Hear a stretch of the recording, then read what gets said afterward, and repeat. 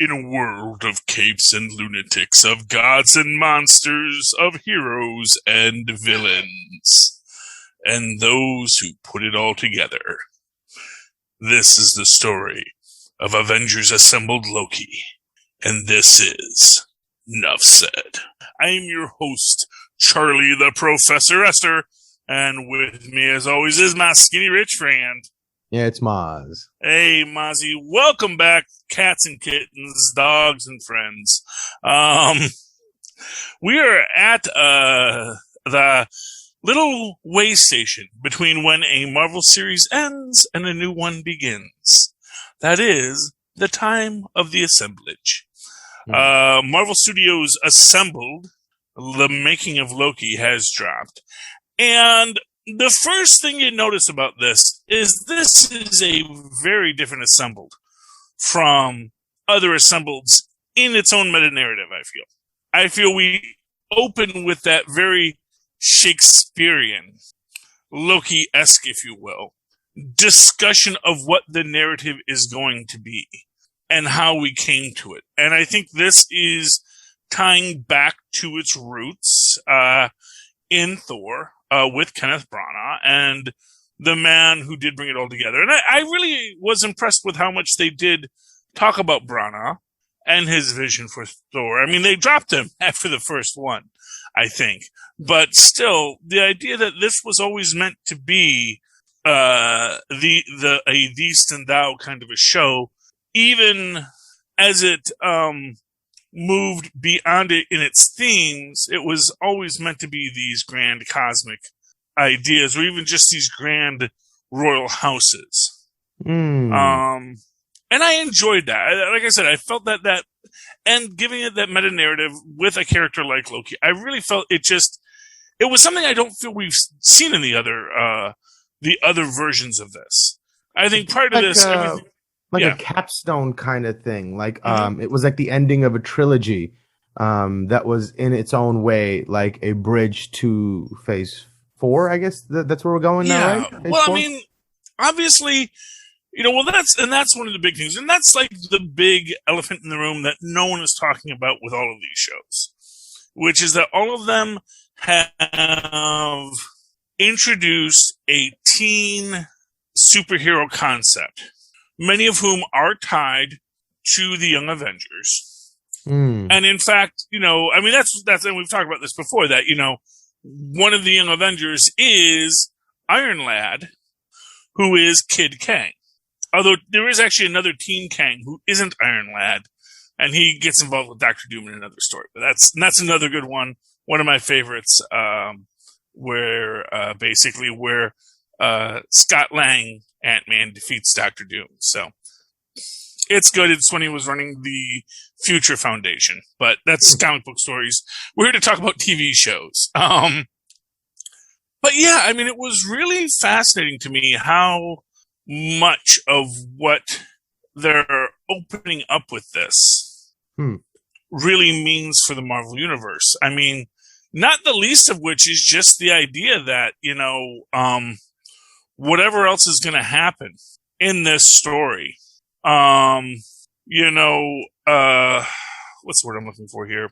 Whatever else is going to happen in this story, there is a plan, but that plan might not be what we think it is. And this is where I think it gets interesting, because of course we're ending Loki with our new multiverse, obviously. Right. And in our assembled multiverse, we're now also looking at the idea that, we're going into what if from this. And if we go into what if from Loki, it means we have opened up the possibility for everything coming into it. And in many ways, a rewriting of timelines, because, and I think this is the thing that people haven't really thought about yet, when Loki goes back to the TVA and it's a different TVA, we kind of have to remember this is a different Loki. This is not 616 Loki, if you will. This is not the MCU's Loki. This is a variant Loki that was from a spun-off timeline that then went back to his own time, to this timeline that is a variation of the timeline, because time is a closed circle. And once it starts opening up, how it comes together, although it's always going to rhyme, there's always going to be a he who remains at the end. How exactly it gets there is less important than just the fact that it gets there. And I think that's really the story that we're looking at here. It's so interesting because in that moment when Loki gets there and he has to encounter a whole different TVA than he's ever known, a whole different world and sets of characters, it's almost like they're doing the same thing to us, and we as the audience are mirrored in that reaction, because the MCU is not going to be something we recognize very much at all going forward. So many things are going to be shaken up. And it's kind of nice that they are giving themselves the freedom to just reinvent whatever they want and not to be tied down by things. When for how long has it been? Was it 15, 20 years, 10 years? That they've been tied down to these decisions, and they're like, man, it'd be nice to be like the comics and just do whatever we want and write interesting stories. Yeah. So this gives them the freedom to be able to do that. Well, it's always important to remember that comics don't get to do just whatever they want. They have to. They always square their own circles where right. But they have the freedom to take new avenues and build them into the central narrative, right? With movies, because there's so much money on the line, you can't really have the freedom to do that. So with this, it sort of says it's still part of this big corporate structure that everybody's going to love and buy anyways, but we've created an excuse within that to sort of be more like the comics and have more room to explore different avenues. And I that's really, I think, what's exciting about this. Yeah. And there is a quality to it, which I think is kind of important to remember here, which is what's his name? Mobius, when he first meets Loki, saying, this is what happens again and again and again, which kind of suggests that the TVA is in this loop, in this little Jeremy Bearimy cycle. And in it keeps on looping back, but then it doesn't always have to loop back exactly the same, which is why this Mobius has never met not just this Loki, but any Loki. Because in this line, the Lokis aren't the issue that they were. And maybe that's because of Sylvie's doing, maybe that's because of something else. So that's the opening up there. But either that or they were successful in eradicating the Lokis well before Mobius became an analyst. Well, yeah, I mean, who knows? I mean, that's an interesting question. Like, did Sylvie, because let's imagine Sylvie doesn't exist in this world either. If they have never encountered a Loki, and if there aren't any Loki. Loki's still at the end of time. I mean, Sylvie's still at the end of time. Fair enough. So, and this is where that whole Miss Minutes is the real source of all doom and destruction. No. But if she's at the end of time, she's just an exception. She's like this bubble of reality that was forced to be created. What I'm saying is, so there is this going back and forth in time, right? And the idea that there is a Sylvie at the end of time and a Miss Minutes that extends beyond time, that when they create a new variation, okay. Sorry, just no worries. When they create a new variation of on this universe, when they create this new variation, Sylvie is the person that Miss Minutes sees as she who remains. And when the timeline resets and Miss Minutes goes, well, no, we need to be the TVA. We need to maintain this timeline. So how does he says you're the one in charge? You get to decide how it all ends. So is the implication that because a variant of Loki is in the Citadel, no other variants of Loki can exist in the outside world? Much like the same they were trying to tell us about Kang. Because he's in the Citadel, or no other Kangs can exist. But if somebody takes over the Citadel that's not Kang, now the Kangs can exist. I wonder if that's a dynamic that they're playing that's with. A possibility. So maybe she has tried to eliminate all Loki variants from the universe to prevent her own multiversal war. So this is their tricky way of eliminating all Lokis by just putting the Loki in the Citadel, trapping her there. Or only the right Lokis. Only the Lokis that will die eventually. Only the Lokis that won't lead to a multiversal war. Right. So, Because those will take, what, 1 generation to die out? 2 generations to die out? Well, I mean, it says that Asgardians live a very long time. Fair enough. So, I mean, how long is a human lifespan? Unless you're at the end of all time and you live forever. Which is the idea why Immortus eventually goes to, essentially, what they call limbo, which is the place outside of time. But the idea is that if Sylvie, so here's the idea. So Lokis seek to conquer. Lokis seek to destroy. But Lokis are also very self-destructive.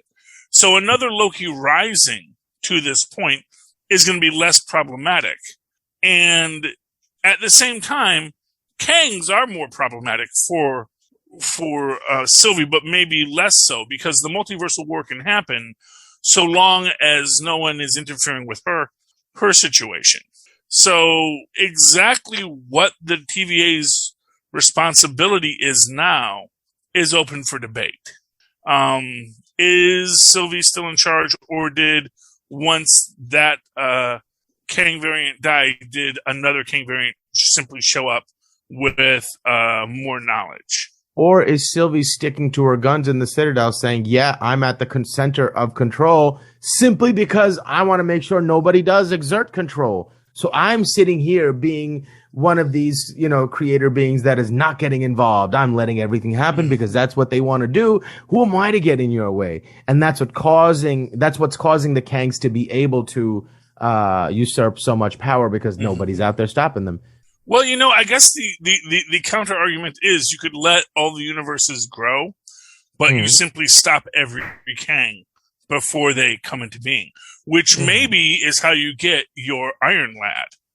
Because if one Kang gets out, if one Kang escapes Sylvie's rule, that's how Iron Lad gets out. That's how Iron Lad forms the Young Avengers.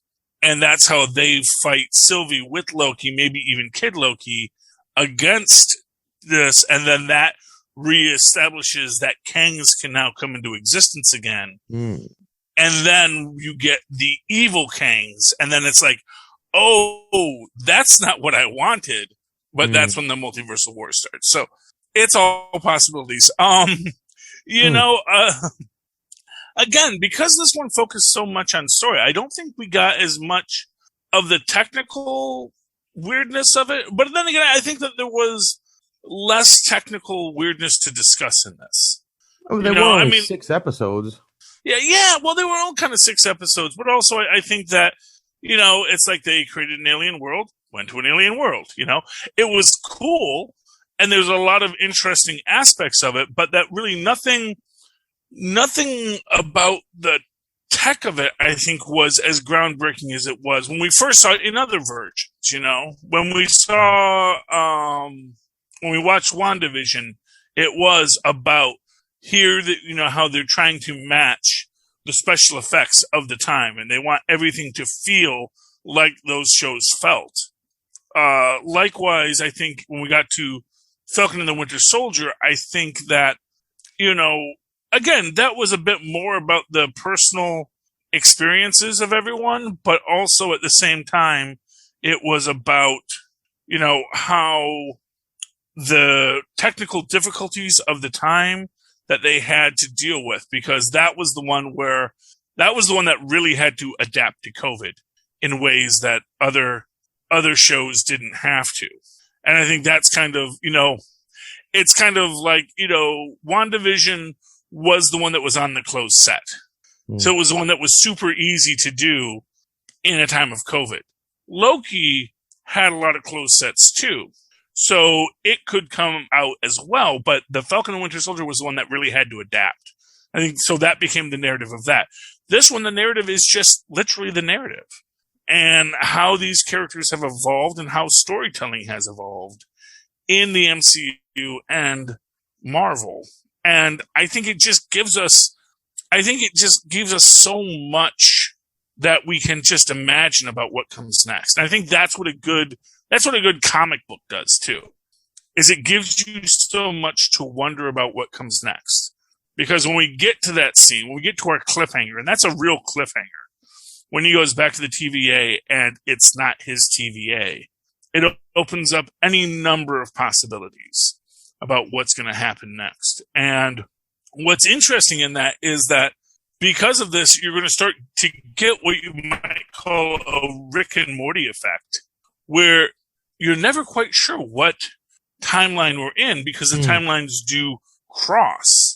And I think that's where things are going to get interesting, is when we actually talk about the physics of the creation of a timeline and whether or not timelines do cross. If dimensions do merge and we got our little Mandelas. Saved the wrong one? Yeah. Well, it's the idea that, two universes could extend for a period and then become similar enough that they merge. Yeah. And then I totally remember what happened before. Right. Or if it's like a very similar version of your universe that you go back, all your people are there, and you save the woman you love, right? And then you find out, this one's left-handed? Wait a second, was this universe almost the same as... I went back to the wrong universe that's almost the same as mine, and I saved... Oh, yeah. Oh, my God, my love, she's dead. But still. Yeah, well, that's actually that is like the saddest episode of Sliders. When they go back to, they say, when the one they meet one of the Quinn Mallory's who's figured out he's the one who's selling science products to the world where everyone just believes in sorcery. And he says, no, I figured out how to do it. Now, I can send you right back to your home universe. But when they get there, they realize they've only got like 10 minutes to decide, is this their universe or do they make the next jump? And, Quinn says, look, I know this gate has always squeaked since I was a boy. It has never not squeaked. If I open it and it squeaks, then we know we're in our home universe. He opens it and it doesn't squeak. And they go, well, I guess we're not in our home universe. And then, of course, after they leap, the guy that's been like the evil, one of the evil reoccurring variants in that story comes out and he's the handyman and says, yeah, Miss Mallory, I finally got around to oiling that gate like you told me to. So no more squeaks. That's great. Yeah, well, that's the thing. And that's the fun of it, because was that their correct person? Was it not? No. I think what he realized in that moment was that device and that portal is his home. That's the only bit of consistency he's had in so long. Yeah. The only thing he can rely on that's always been there for him. We'll see here too. Yeah. So there's a couple of things in here that I was interested in hearing about, what their intentions were in doing certain things. And, hearing the director talk about how Sylvie was supposed to be a Loki, that she was supposed to be one of him, a variant of him, like him. And then to hear her thought process about how she went about showing us that they were similar, and everything she said was a superficial costume idea. And it seemed to me that that's as far as she was willing to go to show that they were similar. Nothing in personality, nothing in intention, nothing in commonality of shared experience, aside from something told or about their story, but nothing in their behavior that showed it to me. So that was interesting for me to hear her say, yeah, she was so similar, right? She was green and she had the gold thing around the neck, right? Yeah. So it was like, ugh. And it's sort of, and then the other thing that I thought was really interesting was hearing Jonathan Majors talk about what that scene meant and hearing Loki talk about what that scene meant. And they were going in two very different directions. And I wonder what the tension on the set must have been like, because for me, if I'm Loki, if I'm Tom Hiddleston, that last episode is supposed to be my episode, right? And the way it was planned was I was going to have all these expositions or these little vignettes where I see my future, and like that gets taken away and given to this guy. And you see, I wonder what this tension on the set must have been, because you see they're going in completely opposite directions. Well, Hank is going, I'm just going for the bored guy, and I'm so bored I've become the trickster. Yes. It's like that's Loki's gig. Why are you doing Loki's gig on Loki's show, right? Because and then Loki turns around and he's like, oh yeah, no, that was supposed to be about, he's so scary. It's supposed to scare us about the Kangs, right? And it's exactly what I saw when I watched the episode, that they were going in one direction. And I get what you're saying. Huh? I said I get what you're saying, and I understand what you're saying, and I think that might have been completely intentional in the idea that quite frankly, when you have your actors on the set, every actor's view of it is going to be a little bit different because they are actually telling the story with themselves as the protagonist. And so for example, when Sylvie says we have these similarities and then points out these things on the costume. No, it wasn't Sylvie. It was the director of the show talking about her plan. Okay. But again, that's the idea is they're saying, these aspects of it are, this is how we're communicating it. But then from each character's perspective, it's about how do you pick up these items and how do you gather them to you? And then when you're in your final scene, what are you presenting? And yes, Jonathan Majors he's the bored man he's the bored god who's become the trickster. But what is more scary than the trickster? The trickster is, and this is actually an interesting thing. I was having this conversation about, because someone was talking about like, oh, is Maui a Loki variant? And because he goes Maui? against Maui from Moana. Oh, okay. Yes, there's a whole character I've never heard of in this show. Where was I? No. But it's just it's basically your cross Disney universe and Rapture. And Maui is a trickster god. Maui is a classic trickster god. They are absolutely two different mythologies. But and then there's all these people who are saying, well, a little bit of appropriation to suggest Maui is Loki, when really you could also equally argue that Loki is Maui. That Loki is a Maui variant, And I'm sure trickster gods existed in some form before both of those mythos. Well, the idea is that the trickster god is actually the primary god. And you'll actually notice this, because actually, if you read Odin is a trickster god. In his own way, Zeus is a trickster god. Usually, the elder gods are usually tricksters. And they evolve from the tricksters, and then another trickster, like a lesser trickster god, comes into the story as well, because people eventually feel like, well, we can't really have, the king god always being the trickster. But I get the feeling that the trickster god is like the first god, because the trickster god is the god, because if you imagine that gods evolved from man's dealing with nature, and nature is a trickster. Nature is something that is trying to kill you and can, to quote Jungle Cruise, which everyone should go out and see. No, but I like that film. I'm gonna give Dwayne "The Rock" Johnson a little bit of my love, because the man deserves it, and he's a national treasure. But everything can kill you. Everything wants to kill you and can. And the trickster god is the god who says, you are probably going to die, but I don't want you to die.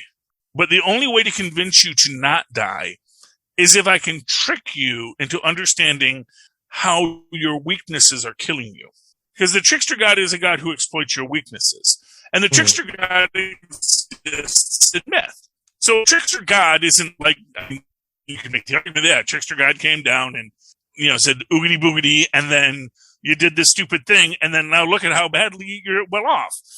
But the idea is that, if you were trying to teach a lesson, you would tell the lesson of the man who who was so certain of himself and his ability to control nature that nature eventually smacked him down. And that is the trickster god's role, is to be nature smacking you down, because you don't understand that nature isn't your friend, that all these things are going to come and eat you. And if you think that you just have so much control over things, that probably means you're not thinking far enough ahead. You're not trying to outsmart the trickster enough. The trickster is going to get you. And in that sense, that proto-god of the trickster is the god who wants to help you, but knows we got to work through your own stupidity to get there. And so in that sense, when we deal with a character like Loki, who is a great trickster god, and for what it's worth, the Norse religion is chock full of trickster gods, as far as we know. And that may be, of course, because of Christian influence trying to make all of them seem like Satan, but at the same time, it just makes them so much cooler. Right. Because of course, he has the best rock bands. All the best bands are affiliated with Satan, as Bart Simpson once said. Right. Because everybody grew up, for the first 10 years of their life being told that it was the worst thing in the world, and the next 10 years in life rebelling against everything they were told. So exactly, and you need to rebel because you need to be able to break tradition to learn new things. The only way you survive is by learning new things, and the only one who wants to teach you new things is the God that is going to tell you how stupid you are. Right. And, and that's the thing. And, and you can see elements of the trickster God in Yahweh. You can see elements of the trickster God in Allah. You can see elements of the trickster God in all of the major sky fathers of every religion. And then there's usually some other God that they sort of says, but this guy we're going to make do most of the pranks. Just let the sky father, who really is from the prankster God origin, doesn't have to sully himself all the time. It almost seems like the modern God is just a consolidation of all the gods. The gods were all got together and said, hey, we got to unionize, right? Let's just call ourselves God and we'll handle all the bureaucracy, but it'll be God, Yeah, That'd be a great story. You have to have a place to send the checks to, Right. I mean, for what it's worth, that's sort of the story of miracle workers, that there is a God, but really it's the bureaucracy that's keeping everything running. Right. And we are all God. Yeah. Well, it's Love Miracle Workers are on their third season right now with now they're on the Oregon Trail, and it is, well, again, not sponsored. But yes, you should probably check out the Oregon. You should probably check out Miracle Workers Oregon Trail too. It's a great show.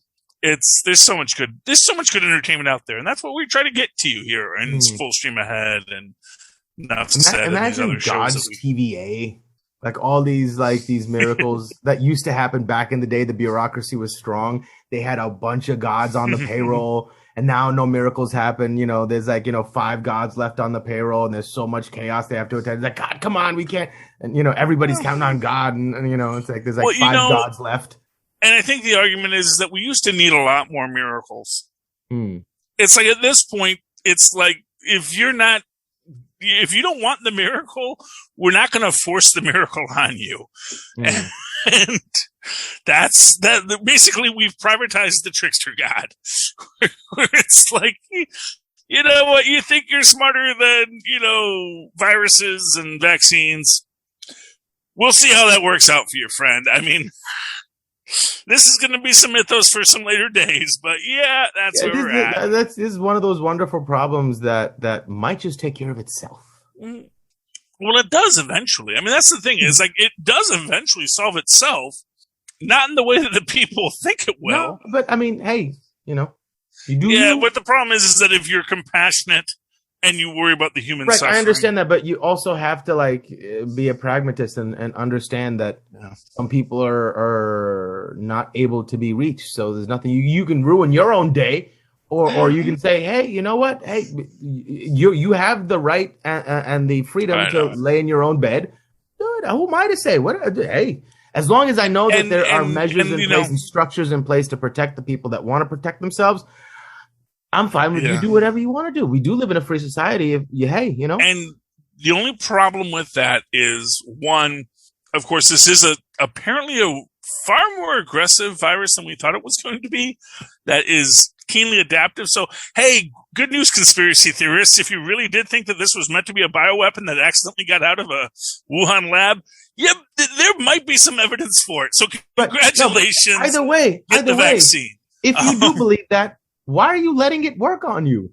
Well, exactly. I mean, that's the other aspect of it. It's that's, if you're a conspiracy theorist, it doesn't actually have to make sense at the end of the day.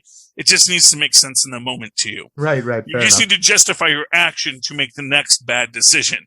That's literally how the trickster God works.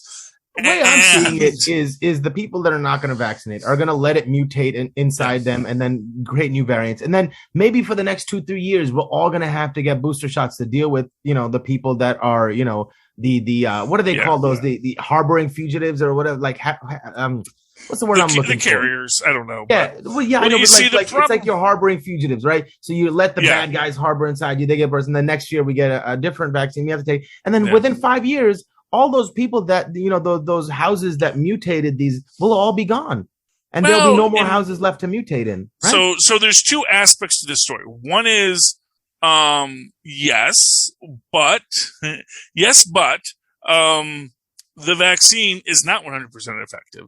Right. And that means that we'll have to go through some growing pains. But I imagine, does it sound to you reasonable that in a couple of years, in a couple of rounds of this thing, enough of the idiots will no longer be here? Yeah, well, in 50 years, in 50 years, you don't mourn the dead as much as you used to. And that is the sad truth of life, but it's sort of one of those moments where you're like, right now we'll have to mourn the dead, and there will be innocents that are taken with it. And that's sort of where the frustration of the moment comes. Of course. Because there's going to be a lot of innocent people who, because they happen to live in a country that, didn't But think about this though. On the other side is making the same argument. That's a certain amount of people will be hurt by the vaccine as well. And that's a truth we have to accept as well. But that's a truth we're willing to accept, right? Because it's worth it to get to. So by the same token, if, there's some hurt that has to happen, some measure of it we have to, accept. We are in a bad situation. We're not in a good situation. And like, if we keep pretending like we're not in a bad situation, that's not going to help anybody. No. What it is it's so remember in that first episode or second episode of Loki when they're talking about the apocalypses, and he's going into this and he's trying to explain to Mobius about how if he goes back to Ragnarok, nothing he will do matters. And he's like, yes, because everyone you know and love is destroyed. And Loki's like, yes, terrible business that. It's like, it's like, that's not my point here. It's like, yes, I know they're all going to die. You told me they're all going to die. I've made peace with that. They are all dead. Right. Go on. But, it is this thing that, in the so it's great. Like, yes, 50 years from now, we'll be saying, yes, terrible business that. It's unfortunate that that's how it happened, but, in the moment, if you're saying, yes, terrible business that, as you're watching everyone die in front of you, it's a little cold-hearted, in my opinion. I gotta say, you can have that measure of perspective, and people's responsibility is their responsibility, right? Well, yeah, when it's their responsibility. That's my thing. Right. It's like, I don't worry about, I do worry about the people that I do know and love who have not gotten vaccinated. I'm like, dude, please, for God's sake. But then I think about the people who literally can't get vaccinated because they're too young right now, or they're immunocompromised, or in other countries, They're in freaking Africa, and they're like, we would really like some of those vaccines. All of you idiots are saying you're not going to take. Right. So in could Mexico, you send them to us so which we can is right next door? Yeah, exactly. Everyone was like, we would love some of these vaccines, and again, that it's that insanity. That the trickster gods are always trying to kill us with, that we won't take them, but we'll be danged if we're going to send that to you for being born where you decided to be born. I think this madness all started with trickster gods creating the Facebook page called Flat Earth. That's where it all started. Oh, it's... I wish we could pinpoint anything like that. Honestly, I would love if there was a moment that was the first outrageous, wild, ridiculous, clearly, obviously dumb theory that I was blown away how many people started subscribing to. And for me, it was like, wait a second, we're in a downward spiral. And from there, it's been insanity followed by more insanity. Well, what I'm going to say is it's gotten exponential. That's not new. And to be fair, there was. But I think in the age of the internet, I think that was the first common coming together of dumb people that gave them a false sense of security that happened because of the internet. Yeah, I can see it gave reach. It gave reach. It allowed things that had always been there, but were always just pockets to Mm-hmm. suddenly be able to flash mob. Yep. So, Yes. I mean, you know, it becomes the tools of flash mob that were just meant to be silly dance parties suddenly becoming used to riot and attack people. And the world is crazy, and, what are we going to do? That's the problem. At a certain point, you've got to see the wave coming and be like, okay, I think we've gone too far. I don't know that there's a way back from it. We have to let the damn thing crash and then settle out. I think that's where we are. Yeah. I and here's what I always say to that, because this is the just let the world burn argument. No, not let the world burn, but have faith in the fact that humanity always springs back. Like, yes. Times. That's my perspective, right? We're gonna go through this, but we're gonna be all right. It's gonna take us a while to get there, because in my opinion, the first thing we have to do is fix our education system and fix the next crop of young people that we create, right? And give them more tools to be able to understand their world in a more effective way.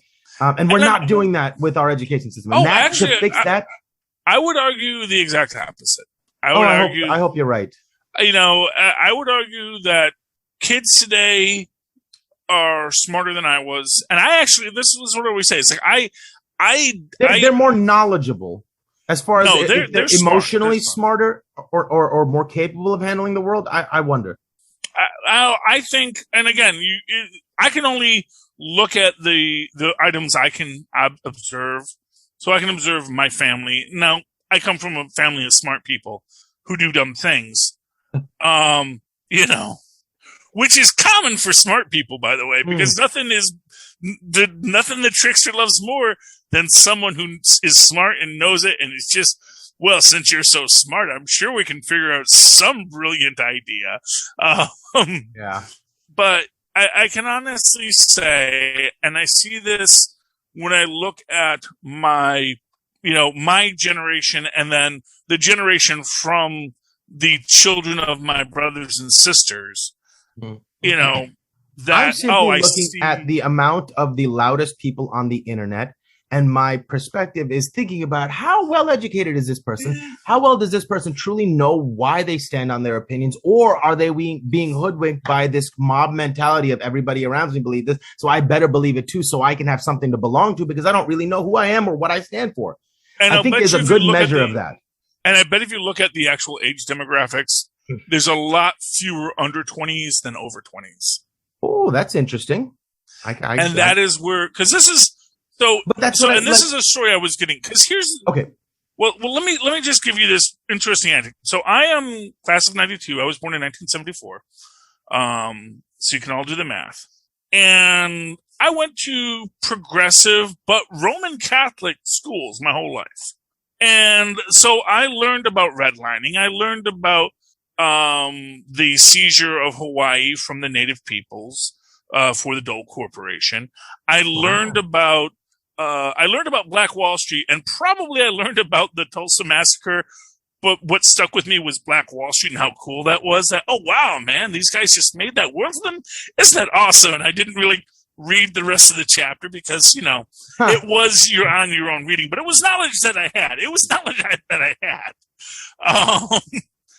And the thing is, and then I recall remembering back, I said, wait a minute, I remember watching news reports about how there were all these protests in Texas about school book legislation. I started to realize, oh my gosh, I was in that golden moment when they were actually teaching children stuff about history in schools. And then they started to pull back from that in a lot of places. Yep. But that because of things like the internet, I think that truth bore out. And to give you again that idea about the youths, if you will, that since they were always going to rebel against whatever adults are telling them, the minute they realize they got a sanitized version of history, and quite frankly, the minute you go to college, immediately that's any college professor will tell you, oh no, all that stuff they told you, that was all balderdash. Let me tell you why they dumped the tea in the harbor. It's not, the reasons might surprise you. Yeah. But that's the thing. And that's that's how the story grows. And I think that when you get to that under 20 crowd, there is this world where they are just so much more aware, at least in us in this first world nation. Yeah, no, they are, but are they prepared for it? Are they prepared? Yeah, actually, I think they are. I think they're way more prepared for it than you and I are. The pull of social media and the pull of on their emotions of what that does. I don't. But that's the thing. They grew up in it. They grew up in it. I understand that, but that simply means that they grew up in this experiment. It means they never were born knew the world and outside of this experiment. Patch. So they are wildly different. So we can't possibly know that they're prepared for it. So they're not. Well, I know, and again, I can only go by those I know. I can only go by the anecdotal evidence. But that's turning a blind eye to everything that you see online. Well, no, and indicators that clearly indicate that there is tremendous social pressure that people are bending to without really understanding what it means to be them and why they stand on things. Just because I do look at demographics as well, and I see how certain groups are aging and dying, and other groups are not.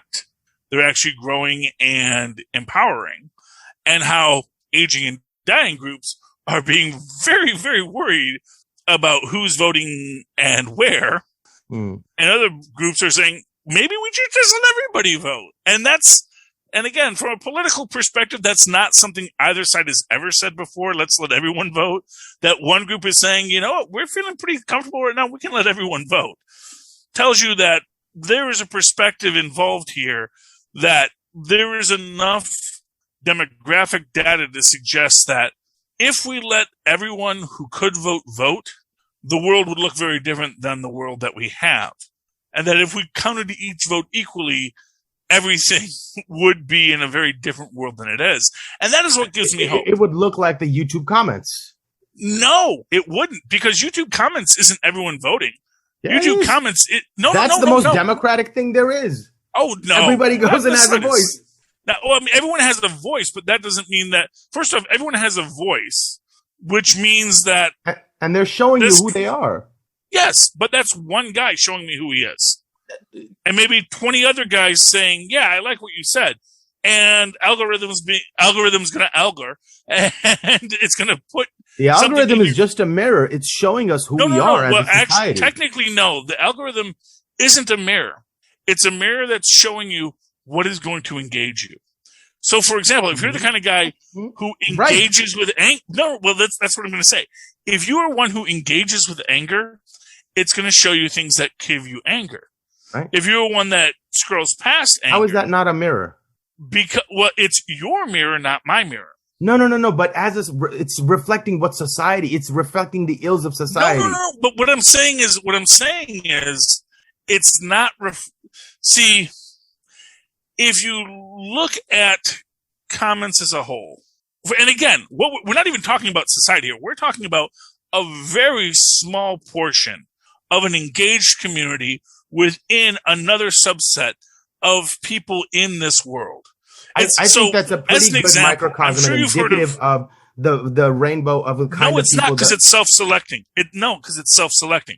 That's why there is something called Black Twitter, which is apparently a thing.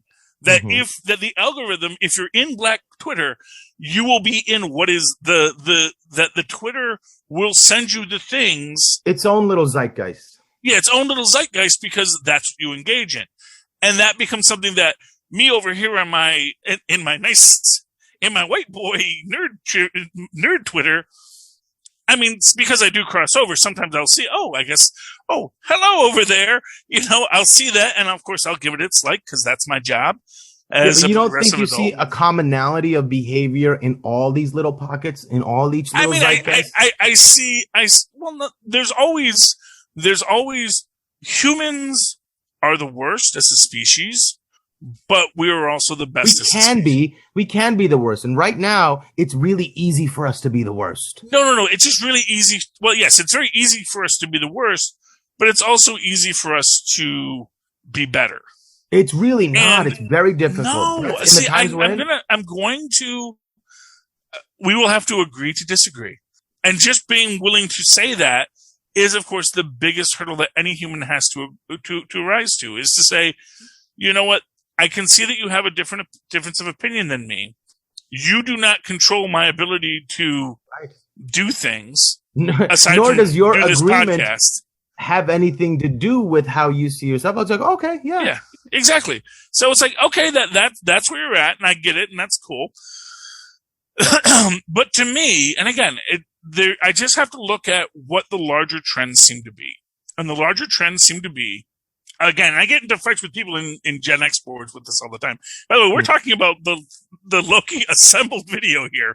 No, but in essence, these are the big questions. What is our trickster God? How do we as people deal with it? I think that's relevant to what the show is designed to do.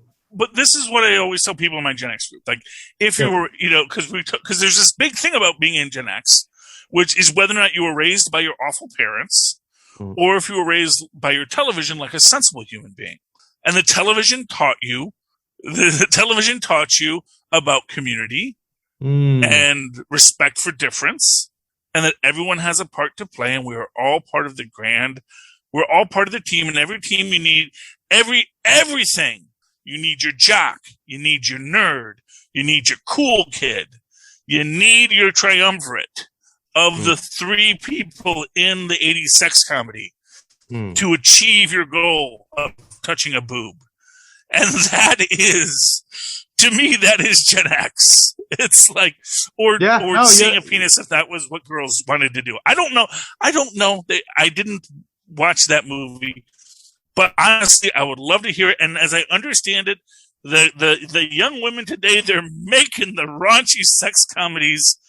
And I just hope they learned the lesson to have a cool kid, a nerd, and a jock all together trying to get whatever it is that girls want. Because I don't know. I married one, and that's as close as I ever got to knowing what women want. But moving right along. Yeah, you're like, I'm it, baby. But yeah. Yes. I don't know. I tricked one into it. I'm not going to try and do it again. And somehow I pulled it off. I'm going to call that. I consider that an absolute win. But anyway, that's the question: is are we moving towards something greater, or are we moving to just more chaos? And that is what the great Disney and the algorithm are trying to tell us the story of. Yeah. And maybe Disney will tell us a good story, or it'll tell us an awful story. We'll see. And I will tell you right now, it's going to have a lot to do with how much people that don't tell stories get involved in the storytelling. And the more that people want to influence the story to tell a story that isn't what people want to hear, that's what's going to hurt them. And that, I think, is the real selling point, is that there's a story people want to hear. And the story they want to hear is what the great TV taught us in the 80s. About knowing being half the battle, about we need one of every ethnicity on this team, not just to sell toys, but because that character is going to give us something for the scene. And we're going to subvert expectations, and we're going to explore who it is, how many people, how diverse our American heroes really are. The real American heroes, yet they're all from every group. And one of them just wears black and doesn't talk, so you don't know what he is. Spoilers, he was a white guy, but his face got melted off. So that's a whole thing, too. But he was raised he also had a very good friend who was Asian and Japanese and a ninja, and then we get ninjas, and that's all cool, too. But that's the idea. It's like, the story that people want to hear is we're going to get better. And the more you tell people that we can be better, the more people like that story, because we want to be better. We don't want to be angry. Right, but it's really easy under that guise to stop thinking logically, right? Everything's okay in the pursuit of being better. And it's really easy to forget why you're doing things and just fall in line with the nice sounding story. And then when you do that, you don't really know what you're standing on. It's easy to talk you into things under the guise of the big banner of this. And that's really, really dangerous. Really dangerous. But that is, and again, I think that's where this next generation is smarter than we were. I hope they have the way to be, because sorry. No, I do. So here's a story, because this was in my Facebook memories today. We were watching Let This Be Your Last Battlefield, which is a Star Trek episode, which is the classic Star Trek episode where the left side of the majority race is painted black and the right side is painted white. And as soon as the characters come into the scene, Tristan, like 9 years ago when we were watching, he says, "Hey, they're switched. His white and black is on the left versus right, and his is on the right versus left." This was like, and this is a thing where, it was meant to be an M. Night Shyamalanian twist when you watched it back in the 60s. We're like, what? Oh my goodness, I didn't even realize. Wow, is that all this whole racism is? Is just we're mad about, which actually scientists will tell you that the differences of small things is where most hatred derives. It is almost never, like, it's very rare that you actually get like, oh wow, here is a person who is visibly, clearly a different race than me, so I'm just going to hate them. Usually it is some very subtle thing that causes most people to hate and want to murder the other. And if we can start to unpack that and realize that these little things don't mean as much as we say they do, and then maybe even look to how even much bigger things are actually really minuscule. Because honestly, the melanin content of a person's skin is about, it's dramatic because we're visual creatures, but, it's also meaningless from a biological standpoint.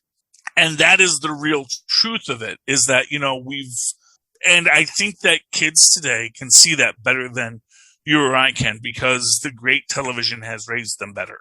Which is why, for what it's worth, hey, when was the last time you heard of a progressive organization getting mad at a kid's show? Think about it for a moment.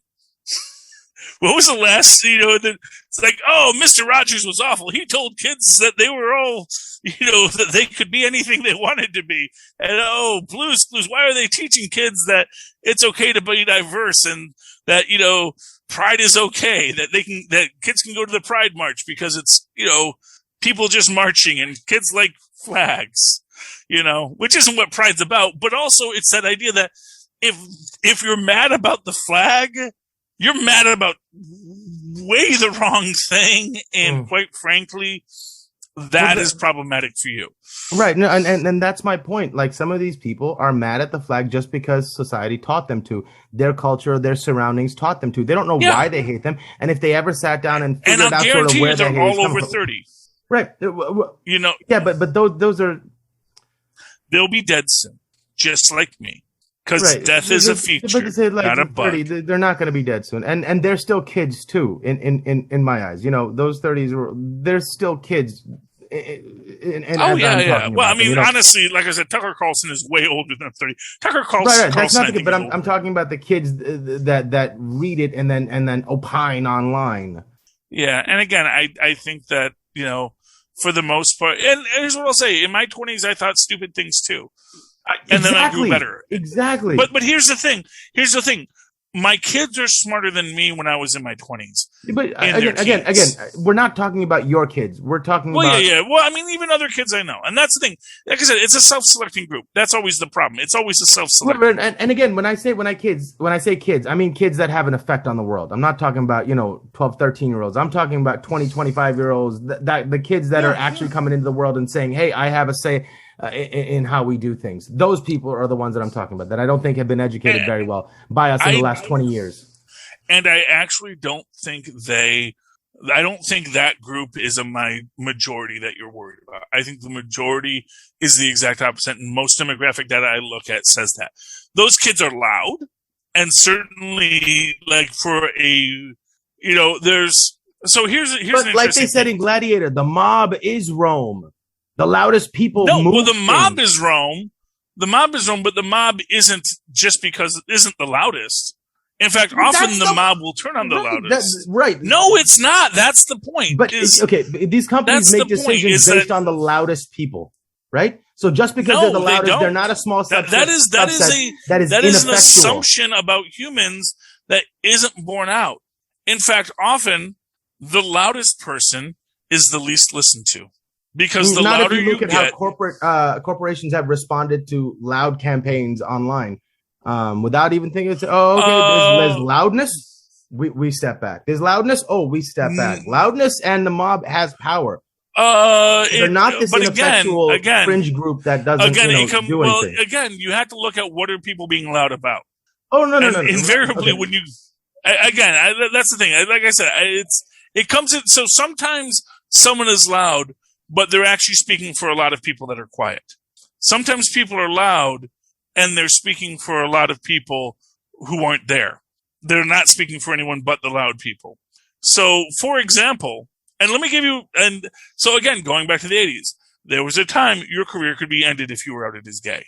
Lil Nas X, his career ain't going no place. Thank you very much. And no matter how loud you can be at Lil Nas X, no one cares. Because Lil Nas X, he does the good songs that the kids today like. And he does the dances, and he's got crazy videos, and that's what the kids today like. And nobody cares that you don't like him for a completely unrelated musical reason, you know? And that's the thing. It's like, in a world where Lil Nas X can be Lil Nas X, and I know it's Lil Nas X, not Little Nas X. That's my failure. You know, I think that says that, you know what? It doesn't matter how loud you are. If you're stupid, you're still an idiot. If you are loud, it's great if other people agree with you and just sort of silently like, yeah, you know, I agree with him. I'm not going to go make a whole post of it, but I agree with them. And for a corporation, they can sort of figure that out somehow. They have another algorithm that figures that out. It's like, oh, whoa. Okay. This is a bad choice. This is not playing well. And we see that, honestly, when people try to harness toxicity, it never really pays off in the long run. Toxicity, you know, it's like, you know, you can get a Snyder cut with toxicity. You're not going to get a Snyder verse with toxicity. And that's just the reality of that story. That you're going to get a lot more, you're going to get a lot more flies with honey and a gun than you will with just a gun. So, that is, I think is maybe my final thought on this. We have gone way off topic, but you know, Loki inspires that. He's a trickster god, and he tricks us into talking things that were unrelated to his show because it was so stimulating just to think about all the things that Loki gives us. So, right, and I think that's what these stories serve, is for us to be able to explore these ideas, to figure out how we actually feel about them by talking about them. And that's, I think, the powerful thing with all of Marvel, is that gives us the opportunity to have these conversations. And that is why Loki now does not call himself the god of lies or even the god of mischief in the comics. He is the god of stories. Oh. Because what is a story but just a really good lie that you want to believe? Okay. Just like the MCU. All right, Mozz. If people would like, well, actually, first off, let's talk about a couple quick things. You've been listening to our show. If you go down to the show notes, you're going to find links to things like Linktree, which will take you to affiliated shows. We're all part of the Southgate Media Group network. We also have a feed on Capes and Lunatic. I don't know if you can hear me, but you cut out for a second. Yes, go down to the show notes. Click on Linktree. linkt.e, I think it is. I don't know. I forget what it is. But go to Linktree, figure it out. You just go to our show notes. We got show notes. I don't know where show notes are. I don't really pay attention to these things. Anyway, there you're going to be able to connect to our merch. Lots of things. You can go to our Patreon, pledge as low as $1 a month, and get hard R movie reviews. If you pay a little more, you'll get the video. And I'm going to tell you right now, topless video. I'm topless, but it's worth it. Trust me. And beyond that, folks, go down there, go click on our Amazon link, go to Amazon. I hate to support a billionaire who's going to space, but you know what? If it helps the show, it helps the show. And if you buy anything on Amazon, at least click on our link first. So at least it's helping the show as you help a billionaire go to space. And while you're there, check out Pod Life, the book written by the Southgate Media Group community. It is available in both hard copy for after the apocalypse and digital copy for on-the-go pre-apocalypse. And if you can download it onto your device and somehow manage to find a method to keep your device charged after the apocalypse, It's still good in the apocalypse. So there you go. Hope we always All have right, the Mozz, sun. if anyone does any of these things, well, there's other ways you can keep things charged during the apocalypse, I'm sure. Maybe magic will come back and you'll be able to call down lightning bolts. Because that'll only overcharge your phone, which will give it eternal power, just like an amphibia, I assume. Right. Anyway, or like that Daffy Mozz, if Duck anyone trick does- that he can only do once. Yes, well, there you go. But if they'd like Mozz, to reach out to me, you can email me at mozzmanzor@gmail.com or find me on Facebook under Mozz Manzor. That's MOZZMANZOOR. And of course, you can always write to me in that old-fashioned email way the way our mothers and fathers once did at superconnectivityblog@gmail.com. That's superconnectivityblog, all one word, @gmail.com. Of course, follow me on the or follow me on the Twitter. That's what I'm on. The Twitter. I am on Facebook, but I almost never go there anymore. But follow me on the Twitter @Charlie Esser. That's CharlieEsser. Look for the 2 E's in the middle. For quality. Bing. Thank you, Mozz. You have listened to another long episode as we have explored all of the convolutions of the cosmos. We thank you for listening, and now we say, enough said. Right on.